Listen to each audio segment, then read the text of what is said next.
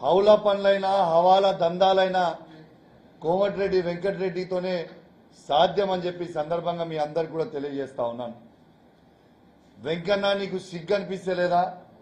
నీకు సిగ్గు శరము లజ్జ మానం లేదా అని నేను అడుగుతా ఉన్నాను. జూనియర్ అయిన రేవంత్ రెడ్డి కింద పనిచేయడానికి నీకు సిగ్గు అనిపిస్తలేదా? ఒక తెలంగాణ ద్రోహి రేవంత్ రెడ్డి, అట్లాంటి రేవంత్ రెడ్డి గారి కింద పనిచేస్తుంటే నీకు సిగ్గు అనిపిస్తలేదా, శరం అనిపిస్తలేదా అని నేను అడుగుతా ఉన్నా. ఇవాళ అందుకే నాకు వెంకన్నకి దేవుడు కోడికున్న దిమాగ్ కూడా వెంకన్నకి లేదని నేను అంటా ఉన్నాను. ఆయన మాట్లాడే తీరు, ఆయన మాట్లాడే భాష, ఆయన ఏం మాట్లాడతాడో ఎవరికి తెలియదు సబ్జెక్టు.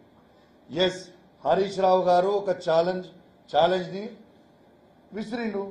దాన్ని మీరే అన్నారు కదా.